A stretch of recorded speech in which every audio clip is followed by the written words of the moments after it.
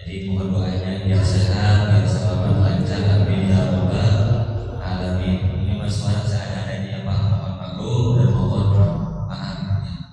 Marilah sama-sama kita teruskan pelajaran atau pengajian kita daripada pelajaran yang sebelumnya. Sebelumnya kita bahas hadis yang berkaitan tentang yaitu seputar wudu. Nah, pada kesempatan ini pertemuan sekarang masih yaitu tema yang sama. Bismillahirrahmanirrahim. An Abi Hurairah radhiyallahu anhu qala. Dari Abi Hurairah radhiyallahu anhu qala, dia berkata, qala Rasulullah sallallahu alaihi wasallam, telah bersabda Rasulullah sallallahu alaihi wasallam. Ini hadisnya saya baca dulu ya Pak. Idza wajada ahadukum fi batnihi syai'an fa ashkala alaihi akhraja minhu syai'un am la fala yakhrujanna minal masjidi hatta yasma'a sautan aw yajida rihan, akhrajahu Muslimun. Apabila wajada, mendapati, menemukan ahadukum, salah seorang di antara kalian, di batnihi, di dalam perutnya, syai'an, akan sesuatu, wa ashkala alaihi, maka dia bingung atasnya, akhraja minhu syai'un am la, apakah keluar dari perut tersebut sesuatu atau tidak. Fala yakhrujanna minal masjidi, maka janganlah sama sekali keluar daripada masjid, hatta yasma'a sautan, sehingga dia mendengar suara, atau yajida rihan, atau dia mendapati akan hadas. Akhrajahu Muslimun. Hadis ini diriwayatkan oleh Imam Muslim. Hadis sahih. Bapak Ibu jamaah sekalian, pada hadis yang selanjutnya yang berkaitan tentang seputar wudu atau nawaqidul wudu, hal-hal yang membatalkan wudu. Kita masih dalam tema yang sama Pak, fiqhul hadis, yaitu hadis yang membahas tentang seputar hukum fikih. Mungkin insya Allah nanti dalam beberapa pertemuan selanjutnya atau ke depan kita sama-sama belajar, mungkin insya Allah tafsir hadis pendek tanpa mengurangi atau melebihkan daripada waktu taklim kita, insya Allah, baik itu surat-surat pilihan atau surat-surat pendek dari An-Nas terus sampai ke atas, atau mungkin juga insya Allah kita akan baca-baca kitab yang berkaitan tentang akidah, mafahim wajib atau sofiahan, pemahaman yang wajib atau harus diluruskan, atau hujjah ahlu sunnah wal jamaah sebagai penguat akidah kita. Insya Allah mudah-mudahan diberikan kemudahan oleh Allah Subhanahu wa Ta'ala. Pertama ini kita baca kitab hadis sementara. An Abi Hurairah radhiyallahu anhu, dari Abi Hurairah radhiyallahu anhu. Pada pertemuan sebelumnya saya telah membaca atau menyebutkan sekilas biografi manaqib daripada sahabat Abi Hurairah. Mungkin di sini ada yang pernah ingat atau bahkan tahu itu siapa nama daripada Abi Hurairah. Siapa Pak namanya? Ada yang ingat? Siapa? Abdul Qasim? Ada lagi?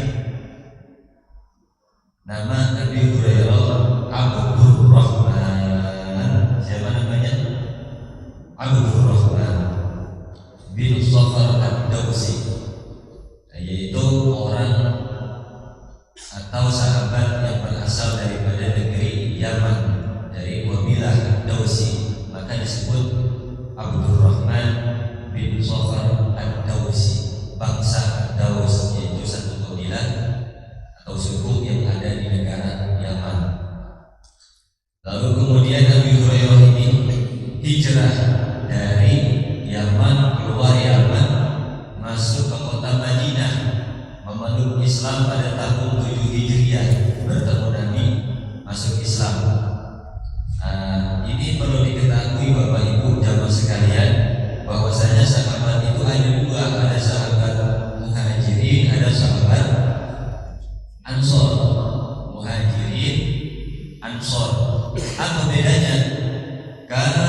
sahabat muhajirin adalah orang luar, baik dari Mekah, dari Syam, dari Yaman, semua berangkat keluar dari negaranya masing-masing masuk ke kota Madinah, namanya muhajirin.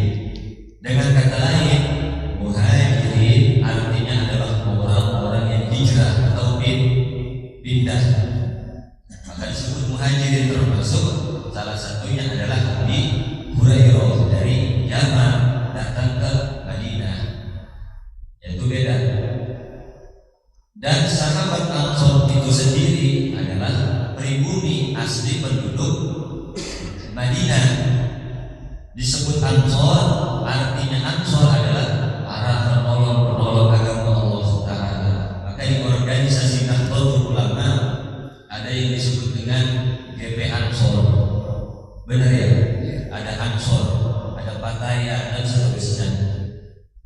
Itu Ansor artinya adalah penolong. Kenapa mereka disebut penolong? Sebab lantaran ketika sahabat muhajirin ini datang dari berbagai daerah, dialah yang menjadi pelayannya, dialah yang membantunya. Bahkan disebutkan dalam Al-Quran, Allah tegaskan, walladzina amanu wa nasaru, kata Allah, dan orang-orang yang telah memberikan tempat tinggal, wa nasaru, dan mereka telah memberikan pertolongan. Ketika sahabat muhajirin datang ke kota Madinah, maka sahabat Ansarlah yang paling pertama menjadi garda terdepan. Dialah yang memberikan perlindungan, bahkan jangan tanggung perjuangan mereka, kebaikan-kebaikan mereka tersebut. Bahwasanya ada sahabat yang namanya Sa'ad bin Rabi, masyhur terkenal orang Ansor paling terkaya, ya, paling kaya. Saya tahu di sini orang yang kaya-kaya di Kedokteran. Alhamdulillah, mudah-mudahan sama ini seperti perjuangan atau seperti sebagaimana sahabat-sahabat Ansor di Madinah. Amin ya rabbal alamin. Hartanya digunakan untuk fisabilillah, berjuang di jalan agama Allah Subhanahu wa taala. Nah, itu namanya sahabat Sa'ad bin Rabi. Ketika Abdurrahman bin Auf datang masuk ke kota Madinah, Abdurrahman bin Auf ditawarin, ya ditawarin, kalau kata orang Betawinya ditanjain. Wahai Abdurrahman bin Auf, kamu mau apa? Enggak punya modal untuk dagang, ini modalnya. Enggak punya ladang untuk bertani atau berkebun, ini ladangnya, ini sawahnya, sawah sekarang. Enggak punya istri, pengen nikah, istri saya ada 2. Tuh lihat, pilih mana aja yang kau mau, silakan ambil. Lejo ada itu. Mana ada kira-kira kita punya istri 2, ditawar, nawarin orang, punya teman, ayo bro, gue punya bini 2. Tuh lihat, mana aja yang lu mau, ambil silakan. Agak bakalan ada dan beda. Makanya beda, Allah berikan istimewaan terhadap sahabat Ansor. Tapi Abdurrahman bin Auf menolak dengan hormat. Mohon maaf Sa'ad bin Rabi, saya tidak ingin semuanya itu. Saya doakan mudah-mudahan Allah memberikan keberkahan kepadamu dan bagi keluargamu. Saya minta tolong ditunjukin mana pasar yang ada di daerah sini, Madinah, karena dia pendatang tahu. Lalu ditunjukkanlah Sa'ad bin Rabi, itu disitulah pasarnya. Akhirnya Abdurrahman bin Auf berdaganglah di situ. Singkat ceritanya mas, sehingga Allah berikan keberkahan, maju usahanya, lancar, dan menjadi orang terkaya juga di Madinah. Terkenal sahabat Abdurrahman bin Auf. Kita kenal, sering mendengar nama sahabat Abdurrahman bin Auf. Ini adalah termasuk sahabat Nabi, orang muhajirin, sahabat muhajirin, dan hijrah masuk ke kota Madinah. Dan yang menolong di situ orang-orang pribuminya namanya Ansor, seperti Sa'ad bin Rabi. Makanya ini ada satu amalan bagi siapa yang ingin usahanya maju. Disebutkan bahwasanya Fatihahlah sering-sering kepada Abdurrahman bin Auf, karena beliau adalah orang saudagar, pedagang yang kaya, sukses, diberkahi oleh Allah Subhanahu wa taala. Inilah Abdurrahman bin Auf, luar biasa. Jadi itulah ala kadarnya bahwasanya sahabat Muhajirin sama seperti Abdurrahman bin Auf. Jadi ada perbedaannya Pak, sahabat Muhajirin dan sahabat Ansor radhiyallahu anhu. Qala Rasulullah sallallahu alaihi wasallam, telah bersabda Rasulullah sallallahu alaihi wasallam. Nah, kita masuk materinya. Kata Nabi begini, apabila salah seorang di antara kalian mendapati di dalam perutnya merasa di dalam perutnya sesuatu mules dan sebagainya, fa'ashkala alaihi, tapi dia bingung, akhraja minhu syai'un amla, ini keluar apa enggak, keluar sesuatu atau tidak, bingung, ragu-ragu, mama. Pada yakhrujanna minal masjid, kata Nabi, jangan sekali-kali keluar daripada masjid sehingga dia mendengar suara atau mendapati hadas. Enggak beda jauhnya seperti keadaan kita sekarang Pak. Kita setelah sholat subuh berjamaah masih dalam keadaan suci, punya wudu, bersih, yakin, kita yakin kan? Karena tadi habis sholat subuh, kemudian ikut taklim bersama, yakin masih punya wudu, bersih. Lalu di antara kita muncullah keraguan. Ini seakan-akan kayak mules terus berasa ini hadas apa enggak ya, pokoknya muncul keraguan. Gimana kita menyikapi hal tersebut? Kata Nabi, fala yakhrujanna minal masjid hatta yasma'u shawtan aw yajida rihan. Dengan kata lain, yang model begitu hilangkan keraguan sehingga muncul keyakinan. Maksudnya kalau memang benar-benar nyata itu keluar hadas, artinya keluar mohon maaf angin atau kentut, baru batal. Begitu Pak. Artinya begini, asyakku la yu'assiru, keraguan itu tidak dapat berpengaruh, tidak bisa membatalkan, menjadikan patokan ya sebagai pembatalan. Keraguan tidak bisa. Wa innamal ibrah bil yaqin, adapun yang menjadi dasarnya itu adalah keyakinan. Wa min huna taqarrarat qaidatun min ahammi qawaidid din yadullu 'alaiha al-hadis wa yastashabul asli wa tarfi syakki wa ibqa'i makana. Dan dari hadis tersebut muncul satu kaidah fikih, yaitu ibqa'u makana ala makana, al-aslu baqa'u makana ala makana, wal yaqin la yuzal bisyakki. Ini nggak bakal paham. Contohnya ya. Kata kaidah fikih pada dasarnya hukum itu adalah ketetapannya sebagaimana seperti semulanya. Sedangkan keyakinan la yuzalu bisyakki itu tidak dapat dihilangkan dengan sebab keraguan. Contoh bapak-bapak sholat, kemudian di dalam tengah-tengah sholat, shiratal ladzina an'amta 'alaihim ghairil maghdubi 'alaihim waladdallin.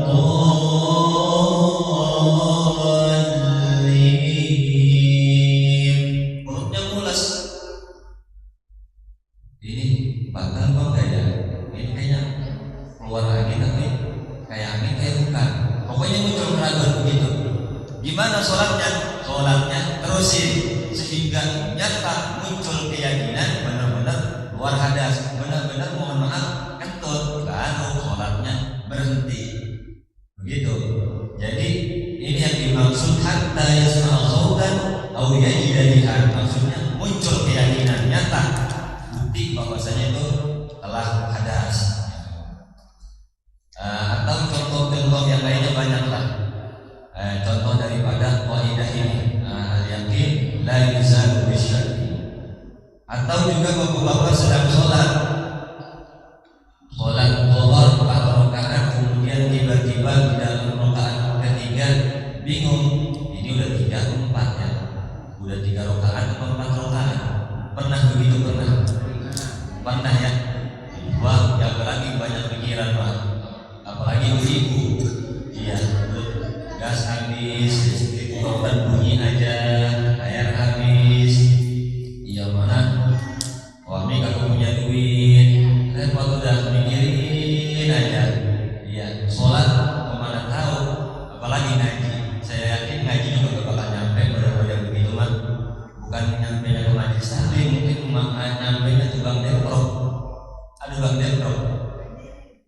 duit nggak punya, beras habis, token bunyi, ya, laki gagal duit.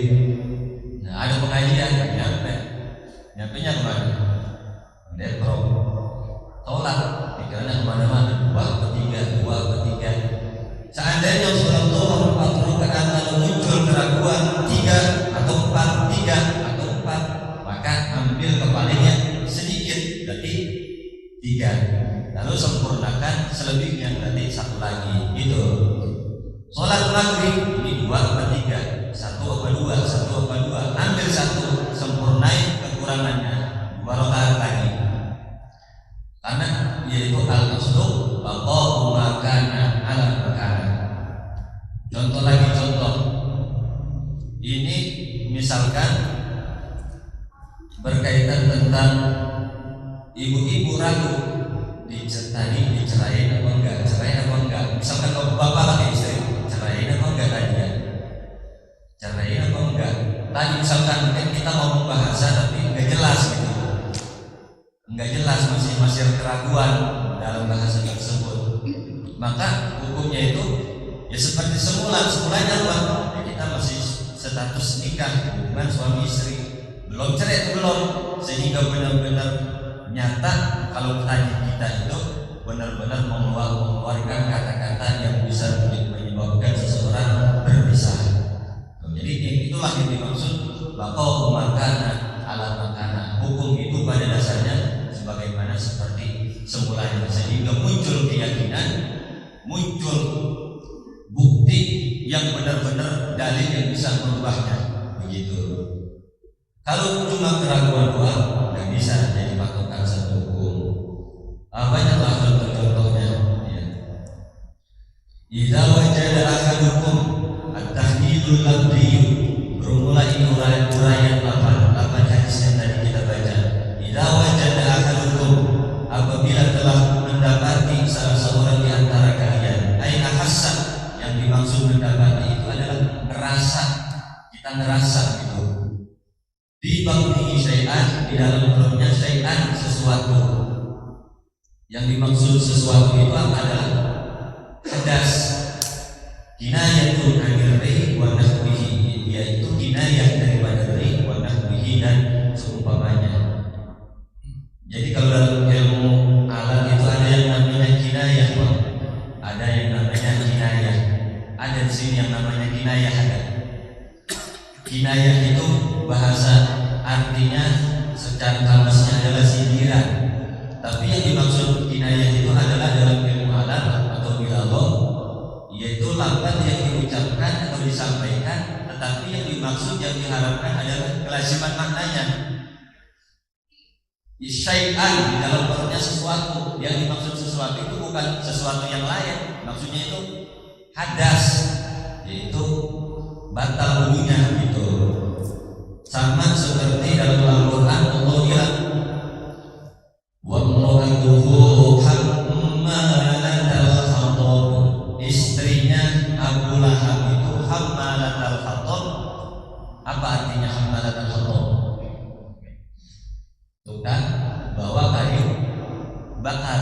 Apakah memang benar istrinya Abu Lahab itu orangnya tukang pekerjaannya bawa kayu bakar?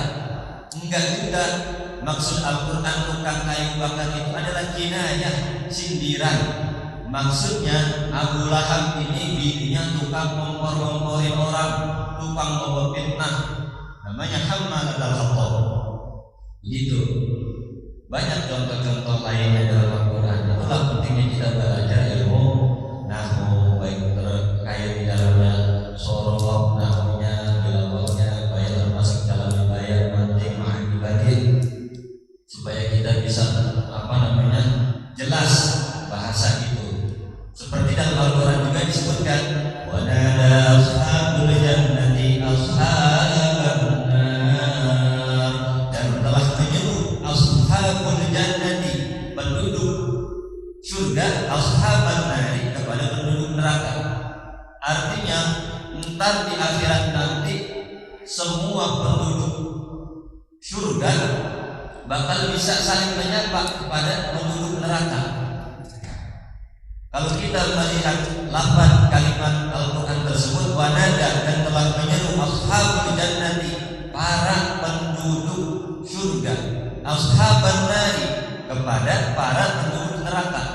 pasti kita mikir para penduduk surga berarti semuanya kepada para penduduk neraka.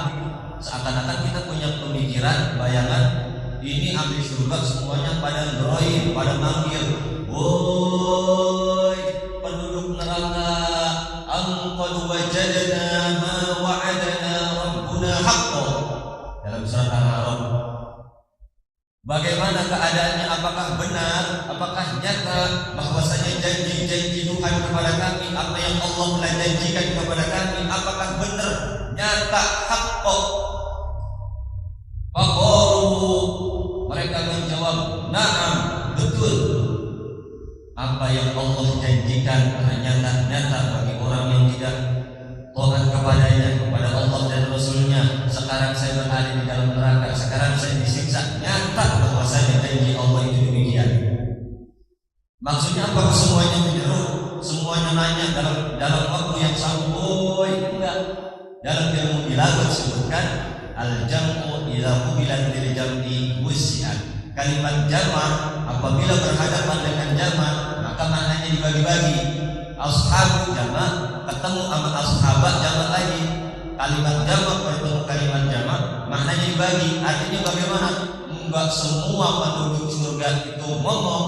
Artinya mungkin sama orang yang dia kenal doang, satu orang kepada satu orang yang lainnya, satu orang yang di surga kepada orang lainnya yang di neraka yang dia kenal. Gitu.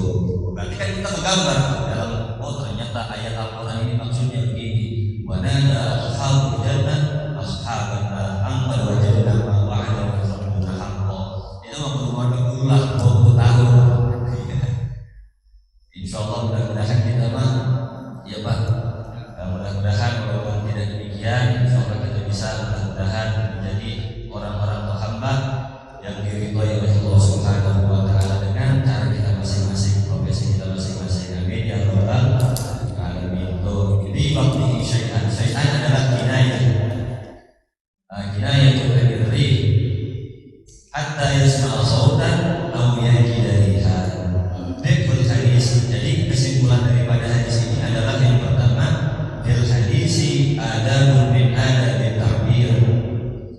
Dalam hadis tersebut adalah adab daripada adab-adab satu ibarat.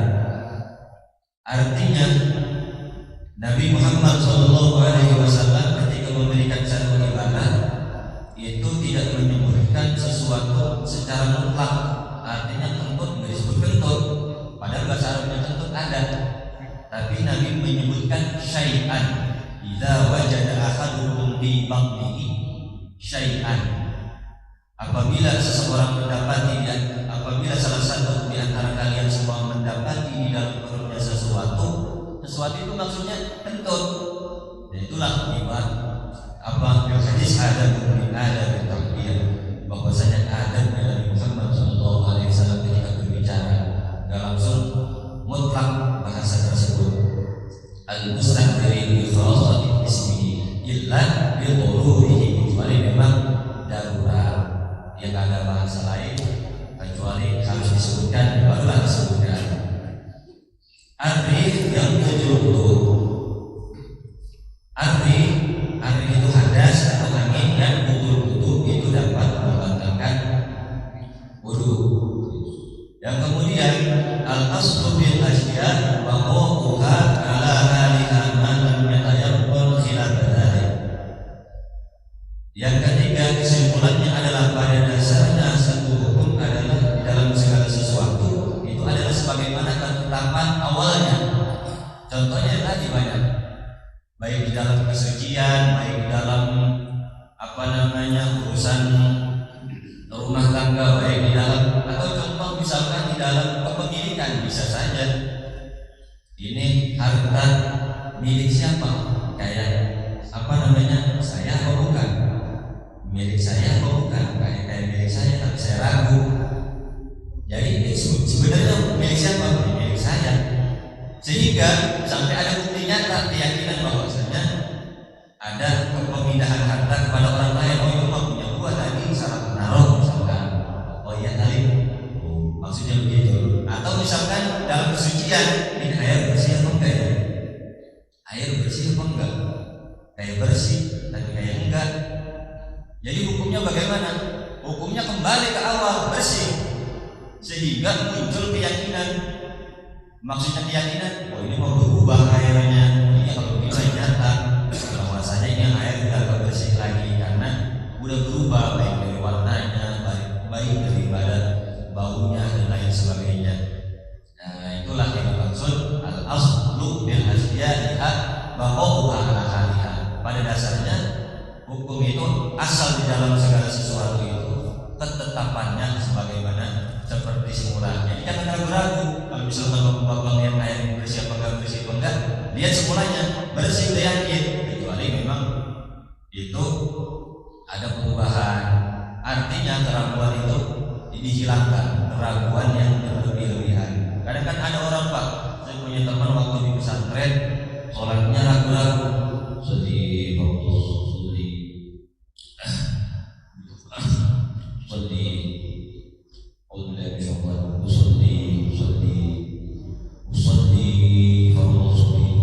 ada orang yang begini. Keraguan gimana aja. Kadang-kadang ada juga saya lihat teman ketika wudu, oh itu berdoa, Bismillahirrahmanirrahim, nawaitu berdoa, nawaitu berdoa di rabbil hadas, nawaitu Bismillah. Ada yang begitu orang. Bahkan pernah salah satu santri ketika wudu di kolam, jadi kolamnya itu di satu wadah, tapi ambil air wudunya langsung gitu, ya, pakai keran, Pak, langsung kayak wadah di tobak. Ya, dia ragu, nawaitu,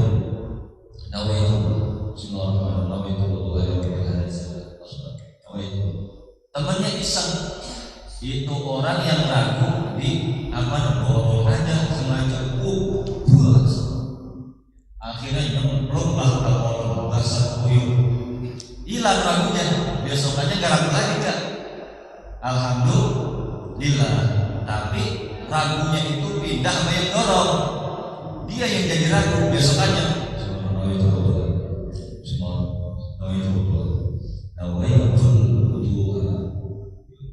jadi pindah ke yang dorong. Ada ini yang rada unik. Artinya keraguan model itu yang berlebihan dibuang. Ya dalam hal apa? At-taharatu la tazulu bil dhanni bal la budda min tahaqquqi sababi sawariha wa hadha takdirun lil qaidah. Kesimpulan yang selanjutnya, kesucian itu, kebersihan, suci itu tidak bisa hilang dengan sebab sangkaan atau dugaan.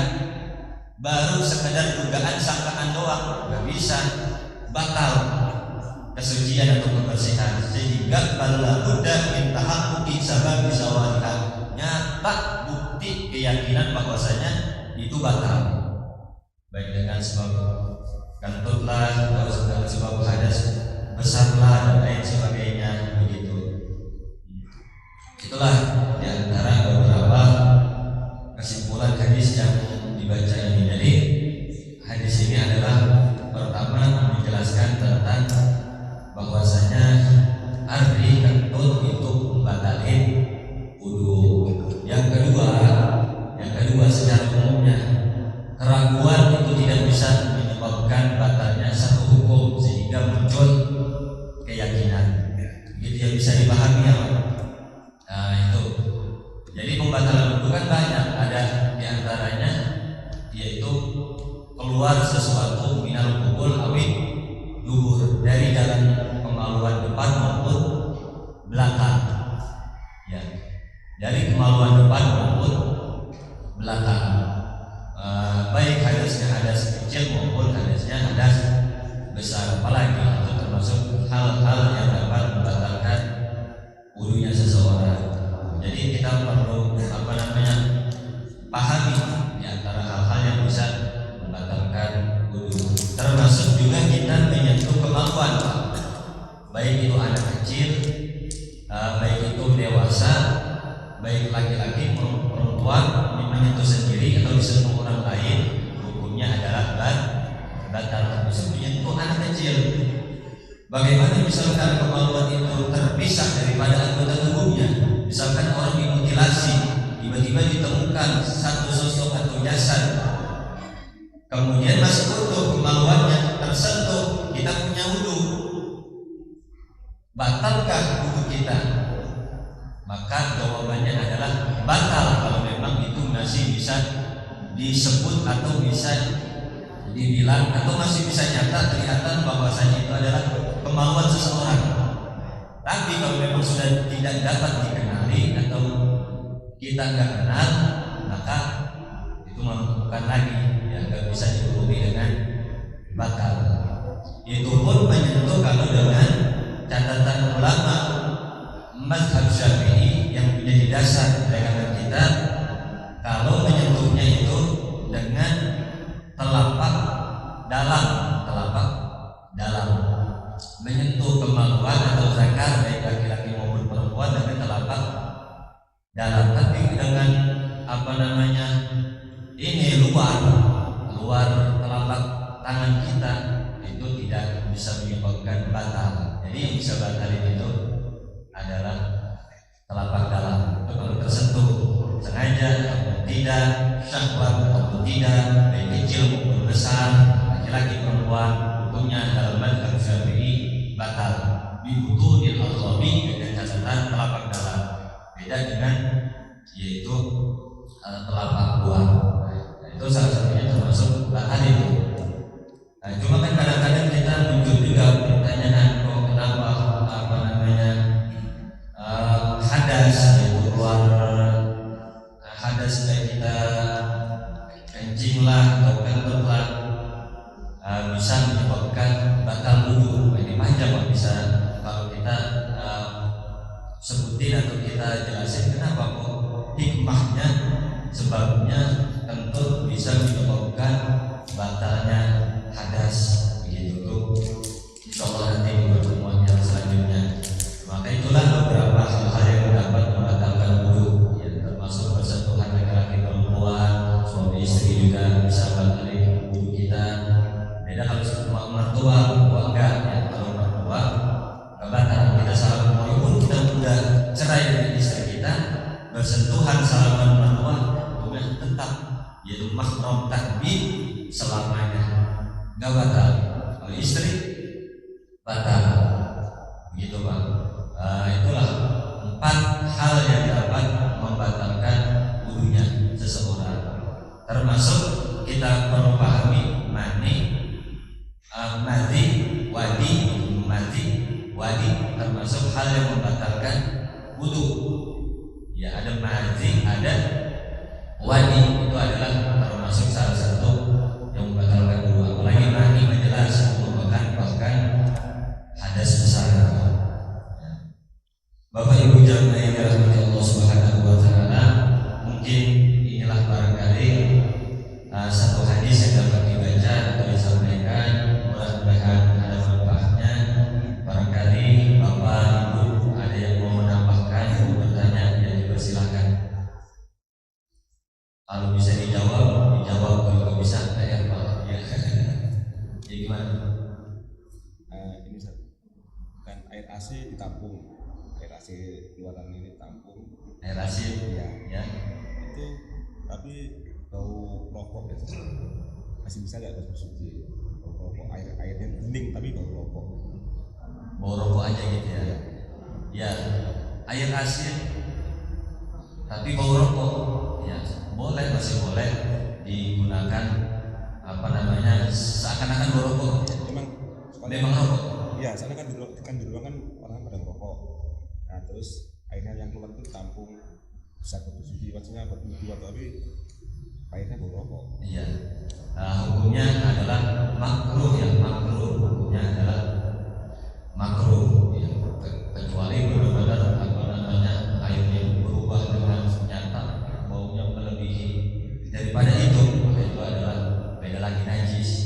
Ya, ini karena sekedar bau aja makruh, ya. Orang bahkan bau juga, lumpur dan sebagainya, bahkan di antara yang lain juga ada air baunya kayak gimana, nggak enak gitu, tapi tetap masih bisa dipakai dulu. Termasuk air kali, airnya coklat, bau ya ada baunya, nah, itu masih bisa digunakan untuk bersuci. Yang penting airnya banyak, yang penting airnya banyak ya, yang penting airnya banyak, tetap hukumnya adalah suci, suci memakruh. Ada lagi?